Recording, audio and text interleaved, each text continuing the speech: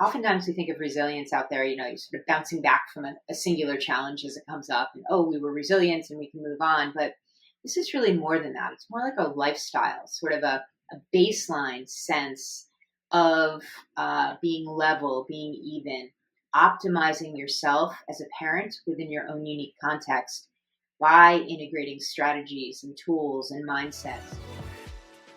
Got me diagnosed when I was in third grade. And it was the most relieving day of my life because I finally had like kind of a place to hang my hat and say, see, I told you I'm not lazy, definitely not stupid. I just learned differently and like, that's totally okay. We dyslexics, we were often, just set up for failure because, we were given books and tasks that really are not appropriate for the level that we were at. So how do you expect anyone to be open to learning when their entire relationship with reading, with learning, is physical pain? Wish I had understood when I was younger that the fact that my brain worked differently than people meant that I would be good at things in ways that other kids were not going to be good at. I just assumed I can't be dyslexic because letters don't jump up and down for me. Dyslexia is not a disorder. It is not a disease. Once you sort of own it and embrace it, then you can have the power to deal with it. It's sort of empowering and also enriching to the whole community. To those who don't understand what dyslexia is, that it's not a negative, it's not a problem, it's like we keep saying superpower. Everyone, this is Dyslexia Journey. We're Nick and Sonia, and today we are so excited to welcome Dr. Kate Lund. Let me read you a bio for her. So, Dr. Kate Lund is a licensed clinical psychologist of 15 years, a peak performance coach, best-selling author, and TEDx speaker. Her specialized training in medical psychology includes world-renowned Shriners Hospital for Children, Boston, Massachusetts General Hospital, and Beth Israel Deaconess Medical Center, all of which are affiliated with Harvard Medical School. She uses a strengths-based approach to help her clients improve their confidence in school, sports, and life, while helping them to become more resilient and reach their full potential at all levels. She is also the author of Step Away, The Keys to Resilient Parenting, and has a podcast called The Optimized Mind. Welcome, Dr. Kate Lund. Thank you so much for having me. I really appreciate it. So I wanted to start off, we'll get into, some more specifics and more of your background and how you came to this soon. But I kind of wanted to start with this quote of this phrase that's on your website, which really struck me, which is about your work finding incredible possibility on the other side of challenge. So I was thinking we could just go a little big picture, and I was wondering if you could speak to that at the beginning here.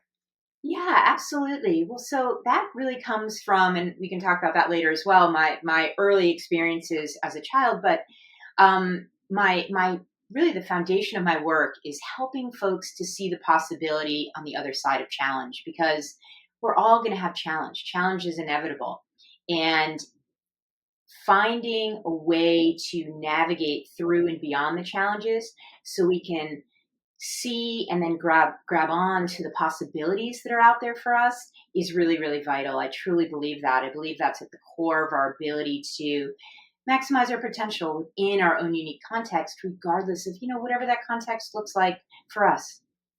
Yeah, and it's interesting because a lot of the times on this, on Dyslexia Journey, we'll speak about, for example, the strengths within dyslexia and things like that. But I wouldn't say we as often talk about the actual sort of lining on the cloud, the silver lining on the cloud of going through challenge, which, seems to be more akin to your work. So I think this will be good to delve into further.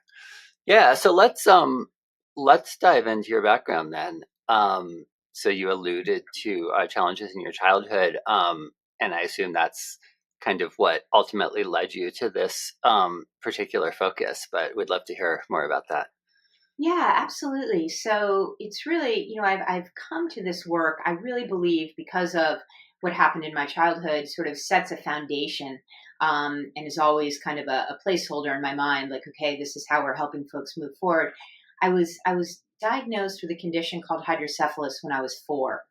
And hydrocephalus is when the cerebral spinal fluid isn't circulating as it should and pressure builds up on the brain. And it was really a hard time, obviously, for me, but also for my parents. It was a time in the mid-70s.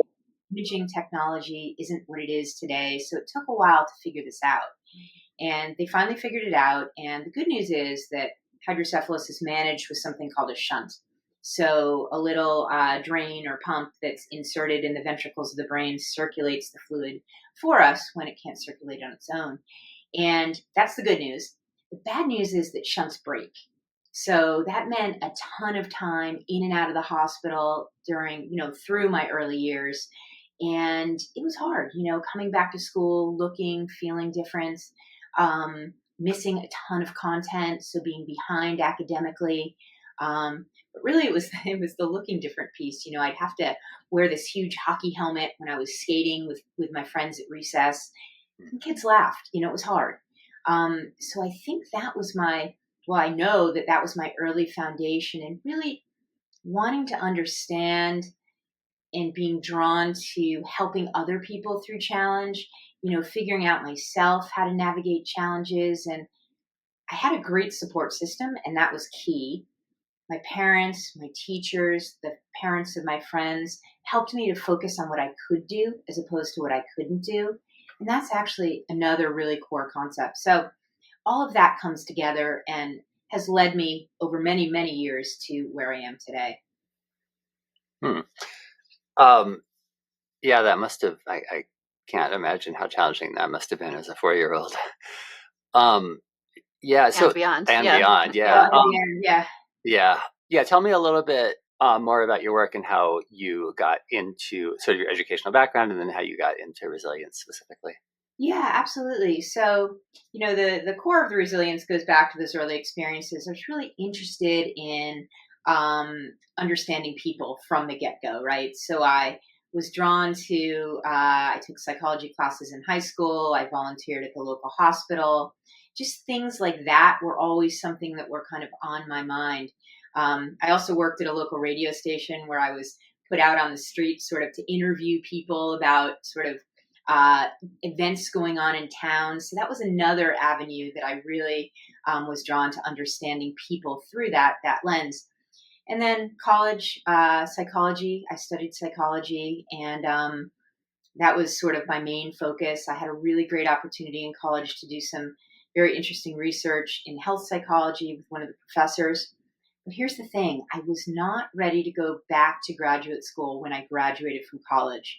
So I had a minor in journalism, which was another, lens I was looking through to understand people and understand sort of what people were about, and ended up interviewing a lot of people in my work at the radio station, as well as through a semester I did at American University in Washington, D.C., my senior year of college.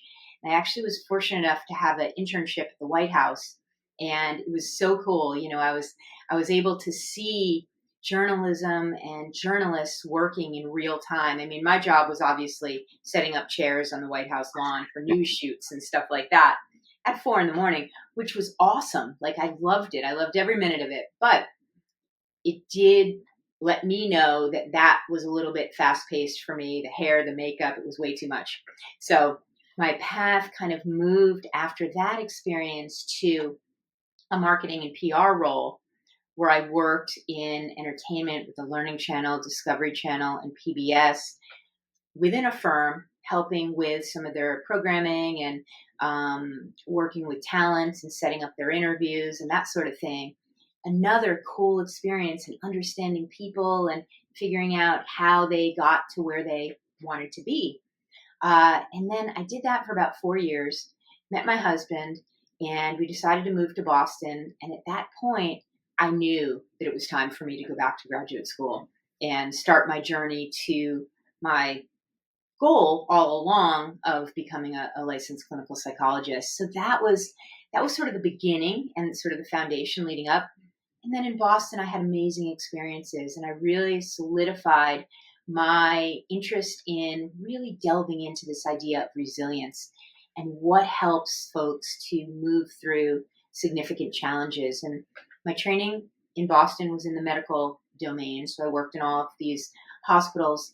The most pivotal one was my 2-year fellowship at Shriners Hospital for Children in Boston, where I was working with kids who had experienced catastrophic burn injuries, and working with those children and those families in terms of how to get through that initial phase for the parents, because the kids were most often still in a medically induced coma at that point, but how to help the families at that point of the journey, and then how to help the kids when they were in a rehabilitative phase think about what was possible for them moving forward.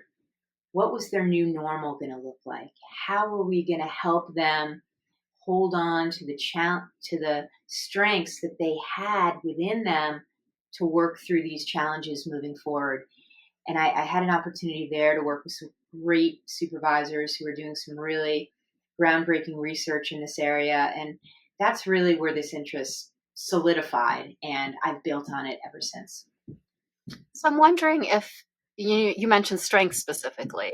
I'm wondering what you would say if you're able to put it into a short phrase, short couple sentences, like what is really cultivating resilience? Like what do you see as fundamental to that? First thing, really the fundamental thing, is managing your stress response, starting from a level space and helping ourselves as parents as well as our kids to do that. Because if we're starting up here on a day and we hit a challenge, we're going to escalate to the point of shutdown. So we really want to teach folks to find a way, whether it's through mindfulness or another technique or strategy, to start each day from a level space and integrate what that feels like so that it becomes their baseline. Mm-hmm. Okay, so that's most fundamental. That makes sense. Mm-hmm. Mm-hmm. Yeah, and then I guess how does that? So what's the next step? How does that sort of lead to the resilience? Well, so for kids, we really want to help them. Well, for all of us, actually, we want to build a sense of self-awareness. We want to focus in that area. We want to help kids, or if we're talking about ourselves as parents, understand what our strengths are, understand how those strengths can help us to navigate through and beyond the challenges that we might have in whatever the domain is. Mm-hmm.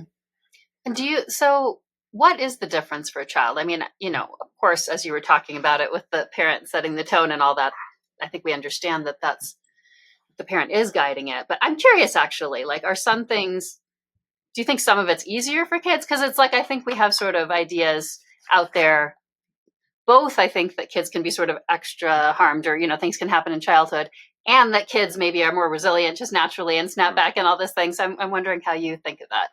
Yeah, absolutely. It certainly is something that I see a lot, because you see, the thing is, kids aren't mired in and I see this all the time with clients that I work with, as well as in the volunteer work I'm doing out at Seattle Children's right now with my therapy dog, Wally. But kids aren't mired in all the what ifs, They're more in the moment. This moment that we're in, say in the hospital, this is horrible.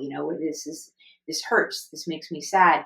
But the parents are, wondering, worried about the future, not worried, but sad about the past and what the child and they have lost when there's a serious medical situation going on, or whatever the issue might be. So I think that's the fundamental difference. Kids are more readily able to stick in that moment. They're like, yeah, I'm good. I'm working on it. It's okay. Yeah, and I think as a parent, I can definitely attest to that. I mean, it's so to put this in the realm of dyslexia, or to start to put it in the realm of dyslexia, for example, if there's a day that, when our daughter was younger, that she refused to go to school, then for her, it was just that day. For me, it was, oh, what does this mean about, college, right? Like 10 years down the line. 100%. And, I have twin boys, and they're 18. Mm-hmm. And one of them, from the get-go, really struggled with, learning his letters, phonetic awareness, like all of it. And his brother, pre-kindergarten, had all his letters, and it was all good.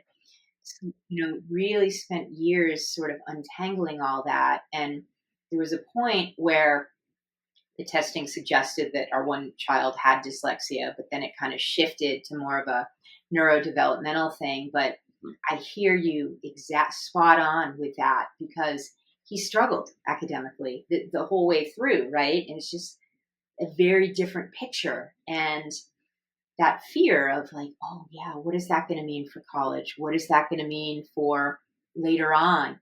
And ultimately I think he's in a pretty good place, but there's still things, right? So I hear you on that front 100%. Yeah, I'm curious what you would say to people, because most of our listeners are people, with that kind of similar story. Some of them are adults, dyslexic adults, but also families. Yeah, I'm curious what you would say to that specifically, like just putting it, your advice in the context of that kind of like the everyday academic struggle, and then the parents, of course, thinking of the future too, and all of it. Yeah, I believe, I really feel this way, and this is what we've lived with our one son who's struggled a bit academically, is, helping them to understand their own unique context and not compare themselves to others, and figure out how they can use their strengths to navigate some of these challenges. It sounds a bit abstract, but combining that idea with giving them the sense of agency, that as long as they do their very best within their context, that's all we can really ask.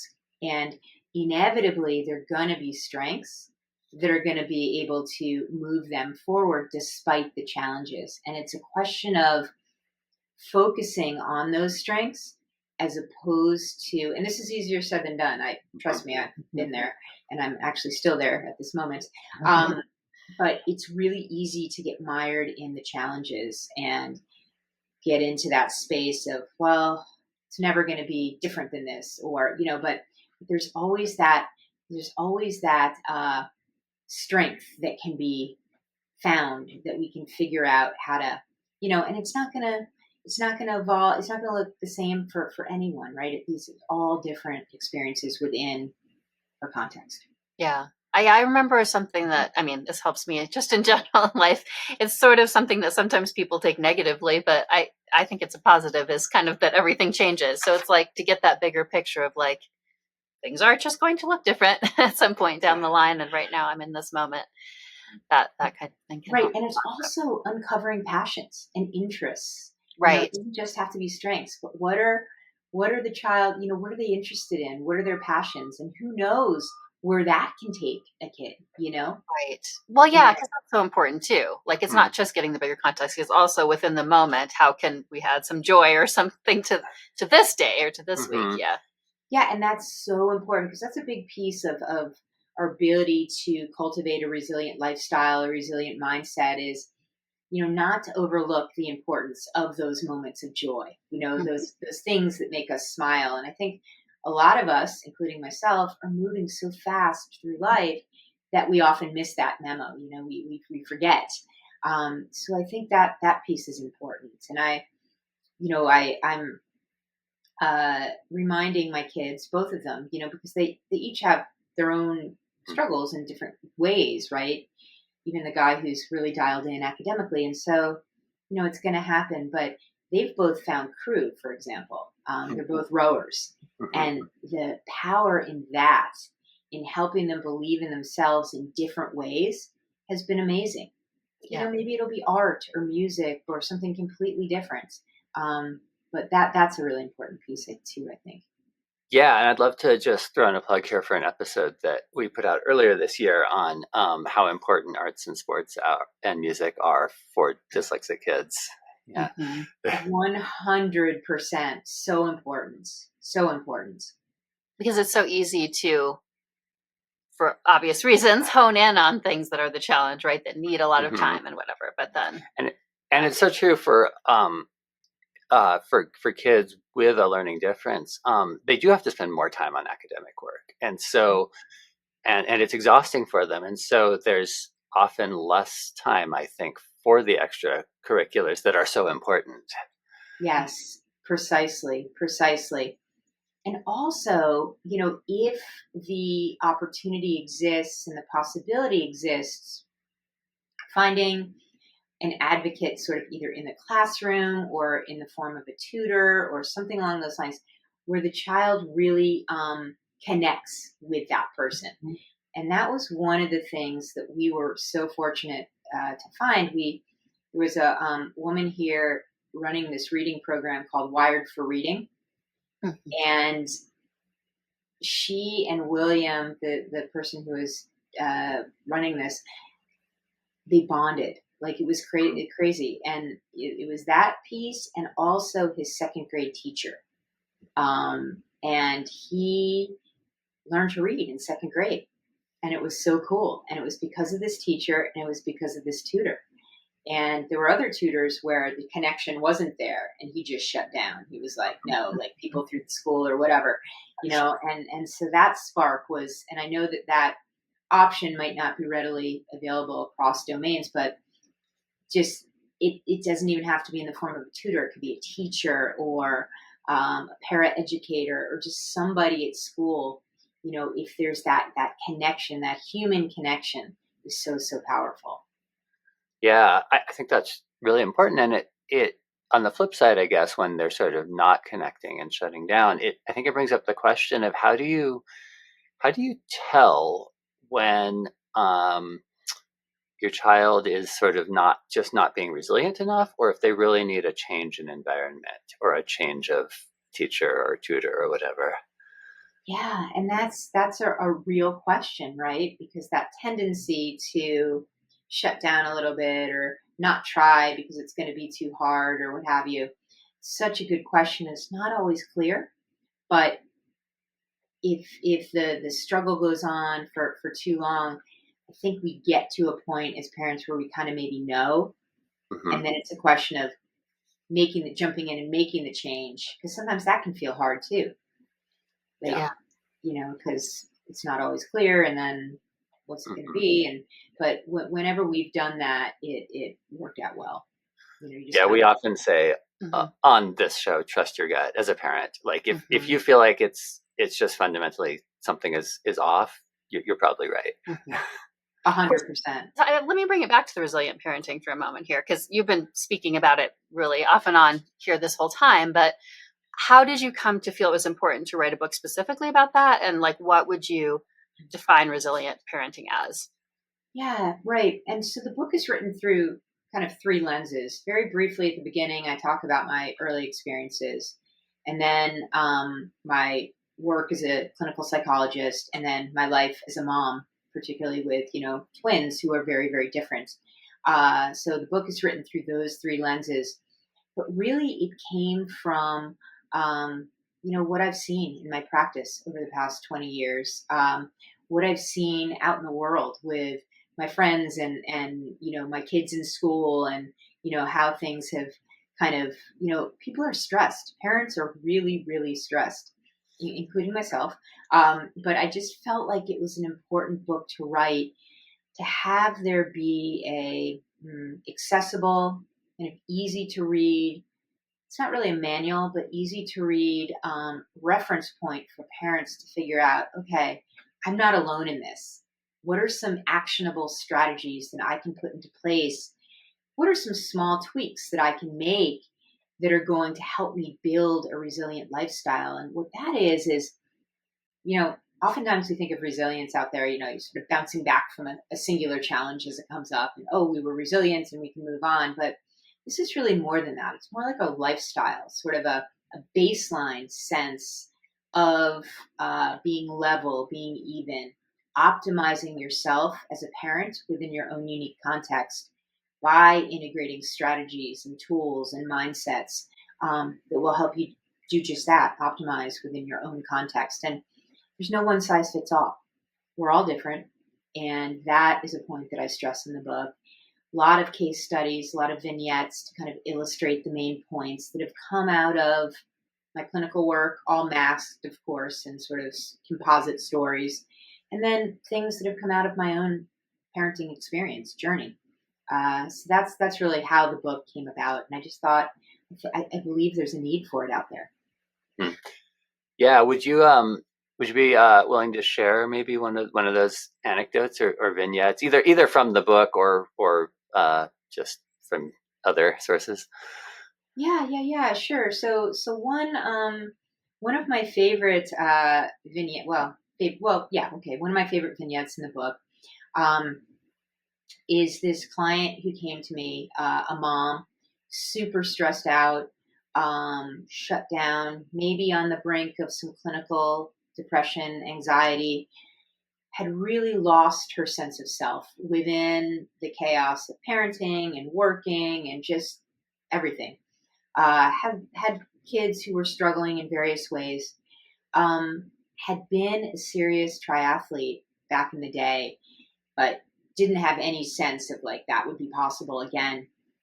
But as we started working and kind of looking at goals and defining where she wanted to go in terms of trajectory, maybe, yeah, that might be kind of cool to check that out. And so, helped her to manage her stress response and dial that in such that she had a more level baseline, helped her to really build a sense of self-awareness, what was important to her now, and what would the impact of that be. And over a period of time, back into that competitive triathlon domain, and the impact across her life has been really striking in terms of kids are doing better, relationships are better, no evidence of any sort of, clinical issues at all. So that's one of my favorite examples to share because it really illustrates what's possible. When we think something isn't possible, when we're just so bogged down, it is possible with self-awareness, with tools and strategies to shift gears. Hmm. Yeah. Wow. That is a really good example. Yeah. And it's so important as parents. Anyone who's a parent, I think there's just so much going on with your child. And then when you add on an extra factor like a learning difference that takes more time and attention, and that your child is having a harder time, it's really so hard, but so important to make time to work on yourself as well, and to keep yourself as a parent not let yourself get subsumed by your role as a parent, I think. Yes, so 100% spot on. And I talk about that a lot in the book. It's that idea of stepping away to focus on yourself and your own needs and managing your response to stressors and all the rest of it as a parent is so important. And it can feel daunting in the moment because there's so much to do and everyone's got so many needs and there's so much going on. But that act of stepping away and focusing on bolstering your own sense of well-being as a parent is absolutely vital. Yeah. And that's why that example is so helpful, because it does have this holistic ripple effect that is good, and I think that can feel counterintuitive to people. So yeah, that's really important. So I also loved what you were just talking about a moment ago, which reminded me also of other aspects of what I've read about your work, which is, the actionable steps, and, that it's, because I think a lot of people, I think resilience and grit and those kinds of things can get sort of bandied about, just tune into it, like as if it's just kind of automatic, and your focus on that you can actually take actual steps and it can be more concrete. Like, I think that's really great. And so, I have this question written as like a potential tip for someone who's new to this, sort of these ideas or wanting to start to move towards this. But really it could be anything, because I know you also already mentioned that fundamental of, you didn't use the word centering, but centering yourself is what I'll call it. And so, so I'm curious if there's any other, I guess, tip or that you would want to give someone who's fairly new to it in this concrete sort of way.